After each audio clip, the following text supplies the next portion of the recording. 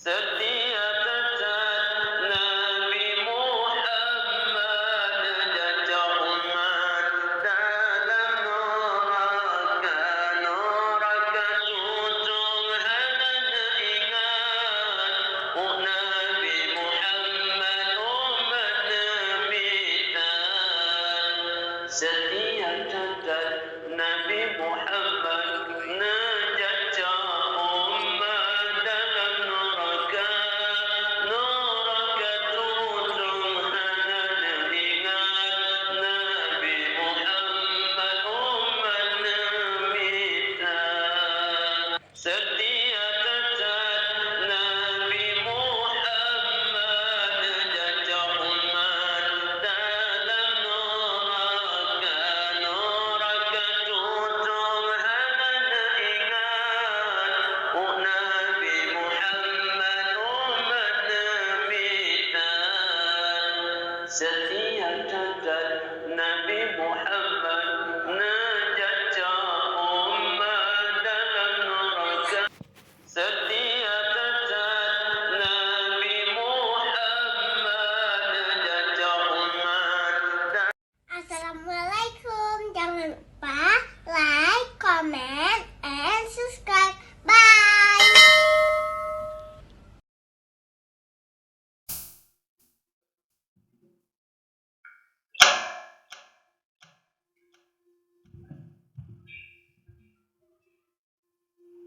Bismillahirrahmanirrahim.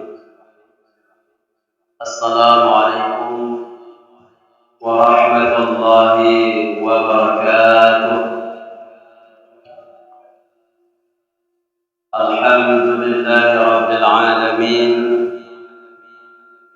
Wassalatu wassalamu ala asyrafil anbiya'i wal mursalin wa ala alihi wa sahbihi ajma'in.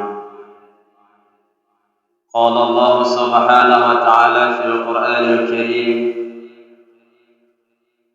وهو أصدق القائلين ولقرية المهتدون أعوذ بالله من الشيطان الرجيم بسم الله الرحمن الرحيم ألهاكم التكاثر حتى زرتم المقابر إلى آخر آية. صدق الله العظيم. Ma'asyiral muslimin wal muslimat rahimakumullah. Kembali puji syukur kepada Allah Subhanahu wa taala dengan ta'alluq qadrah dan iradah Allah sehingga kita pada malam yang mulia ini Allah telah memberikan kita dengan nikmatnya Allah bisa berhadir di rumah Allah di Masjid Al-Kawakib dalam rangka untuk berubudiyah kepada Allah. Sebagaimana barusan saja kita menyelesaikan suatu kewajiban kita selaku hambanya, yaitu sholat waktu maghrib dilakukan dengan berjamaah. Kiranya sholat yang barusan kita kerjakan diterima oleh Allah Subhanahu wa taala. Selawat dan salam kepada Rasulullah sallallahu alaihi wasallam dan juga kepada keluarganya, para sahabatnya, para pengikutnya, tabi'in, serta ulama mutaqaddimin dan ulama mutaakhirin. Takliman wal kiraman yang mulia sama-sama kita hormati gadis Islam dan juga kami dakwah dan juga mungkin daripada pegawai staf Dinas Islam Kota Aceh. Kemudian daripada kita muliakan imam masjid, kemudian Pak Kecil, kemudian juga perangkatnya tidak kita sebutkan satu persatu, juga para alim ulama yang ada di sini, dan juga kepada para da'i dan muhtasib dan seluruh hadirin hadirat kaum muslimin yang telah berhadir di tempat yang mulia ini. Baiklah, pada malam ini kami istilahnya kami dalam anggota dai perkotaan Kota Aceh, di mana saja kami diminta selama masih ada sehat walafiat, tidak sakit, maka dihubungi oleh koordinator. Karena koordinatornya mungkin masih di Palangkaraya, maka disampaikan oleh kepada Ustaz Khalid Billah. Ustaz Khalid silakan bantu. Siap, saya bilang insyaallah. Oke, baik, kita bantu. Untuk malam ini kita bicara sedikit. Kita dari mana ke mana kita lewat, ini banyak kuburan saya melihat. Jadi kita malam ini bicara tentang kubur, tentang kuburan. Karena kita yang berada dalam rumah Allah ini, yang sudah hadir, yang tidak datang, semua kita akan meninggal. Alhamdulillah kita muliakan Tuan Nurfaiz yang telah berhadir bersama kita. Semoga beliau Allah berikan dengan sehat walafiat dan juga keluarganya dan juga santri-santrinya. Ini saya sampaikan pertama doa wali kepada orang Tuhan. Boh lagu danau surga nikmat, boh pisang rat mangan lebu. Ode belam dunia ingat mangat selamat terus tawala bubu. Jadi danyo hidup belam dunia ingat saling ingat supaya kita selamat ketika kita sampai ke kubur. Jadi kalau kita bicara malam ini ke kubur, jadi supaya kita selamat ketika sampai di kubur.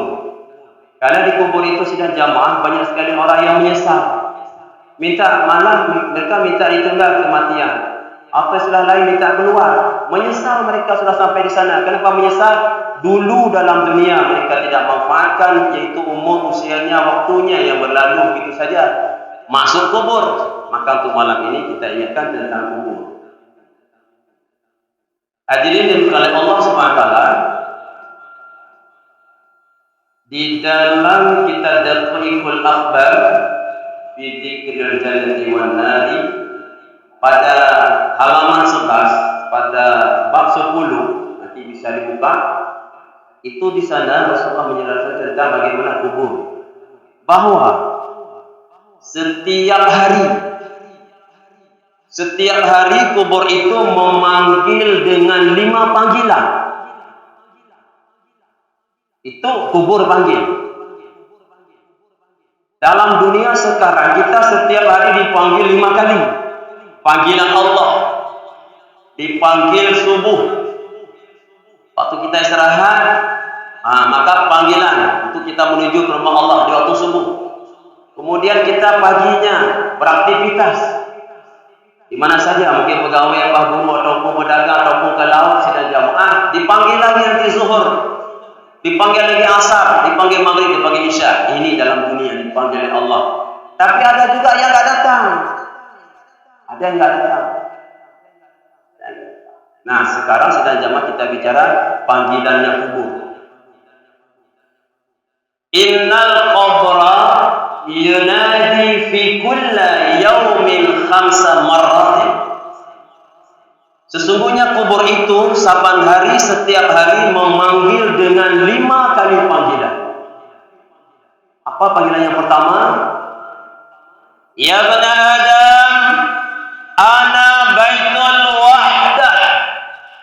Wahai anak Adam, ana baitul wahdah. Aku rumah kesendirian. Bapak Ibu jamaah, yang tanya orang meninggal, yang kewajiban tanya yang dek, tak pemano, tak kafan, kemudian tak solat, tak kuburkan. Nah, kubur itu dia memanggil, memesan. Kubur itu tempat sendiri, sunyi, wahdah, kesendirian. Sehebat apapun dalam dunia ini orang-orang yang punya mungkin anggotanya di belakang luar biasa, ketika meninggal mati sendiri. Kita punya kawan teman dekat luar biasa. Bagaimana kita dari dan mutasi bentuk Bapak Ibu. Ketika meninggal sendiri. Kita berjanji sehidup semati dalam rumah tangga dengan suami, dengan istri, dengan anak. Ketika meninggal tetap sendiri. Maka kata kubur, ana baitul wahdah, aku rumah kesendirian. Maka kata Rasulullah sallallahu alaihi wasallam, faj'al laka munisa. Maka bawa kawan, bawa teman. Ya, siapa itu? Maka jadikan, artinya bawa. Jadikan teman, bawa kawan. Siapa? Di qiraatil Quran, dengan membaca Al-Quran. Apa itu jamaah? Ketika kita masuk kubur, tidak ada yang bisa menemani. Saya ulangi, yang bisa menemani kita, kawan kita, teman kita adalah qiraatul Quran, membaca Quran dalam dunia. Maka alhamdulillah kita punya kesempatan dalam dunia ini. Di rumah kita ada Quran, di masjid ada Quran, di balai pengajian ada Quran, di mana saja ada Quran. Nah, silakan ambil, silakan buka, silakan baca. Sidang jamaah, tapi cari juga ilmu dan baca Quran. Sidang jamaah diberkahi Allah SWT. Al-Quran menemani orang di dalam kubur. Apa saja yang disifati kepada Al-Quran, maka dia menjadi mulia. Innahu laqur'anun karim fi kitabin maknun la yamassuhu illal mutahharun. Allah katakan Al-Quran surah Al-Waqiah pada ayat 77, innahu laqur'anun karim. Sesungguhnya Al-Quran itu bacaan yang mulia. Nah, dia mulia. Al-Quran itu mulia. Maka apa saja yang berhubungan dengan Al-Quran jadi mulia. Malaikat Jibril membawa wahyu dari Allah untuk disampaikan kepada Habibullah, kepada kasihnya Allah, itu Rasulullah SAW. Jibril membawa wahyu, membawa ayat Al-Quran, maka Jibril mulia. Jibril itu dimuliakan. Kenapa? Dia membawa ayat-ayat Al-Quran, firman Allah. Jibril menjadi mulia, maka beliau dilapat, dipanggil dengan gelar Ruhul Amin. Menjadi ketuanya malaikat Jibril. Al-Quran sampai kepada Rasulullah sallallahu alaihi wasallam. Maka Rasulullah Nabi Muhammad sallallahu alaihi wasallam menjadi mulia. Beliau menjadi mulia. Menjadi imamul anbiya wal mursalin, imamnya para nabi, para rasul. Karena beliau diturunkan Al-Quran kepada beliau. Karena ada Al-Quran mulia, maka Rasulullah menjadi mulia. Al-Quran diturunkan pada bulan Ramadan, maka bulan Ramadan menjadi mulia. Syahrul Ramadan alladzi unzila fihi Al-Quran. Syahrul Ramadan, bulannya Ramadan diturunkan Al-Quran, maka bulan Ramadan menjadi mulia. Al-Quran diturunkan pada malam Lailatul Qadar, maka Lailatul Qadar itu menjadi bulan yang luar biasa. Malamnya itu khairun min alfi syahrin, lebih baik daripada 1000 bulan, karena diturunkan pada malam Qadar.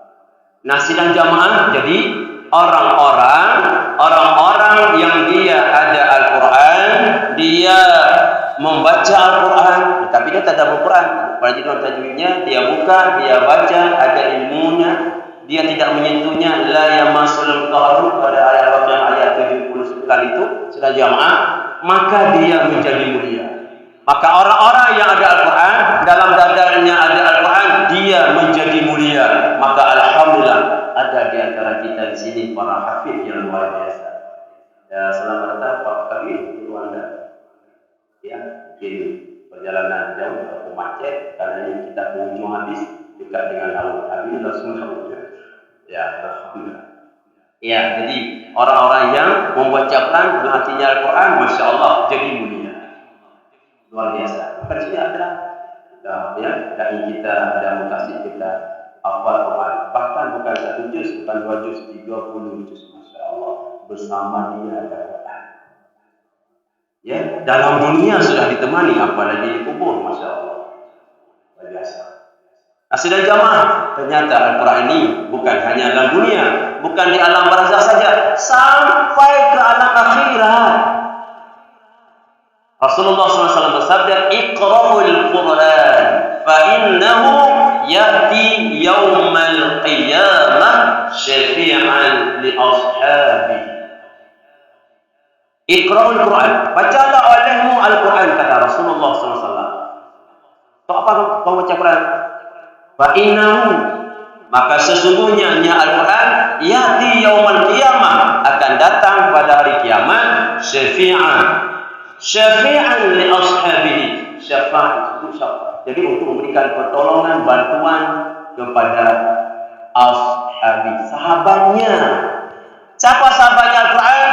Matan hadis awal Iqra'ul Quran, yang baca Al-Quran itulah sahabatnya Al-Quran.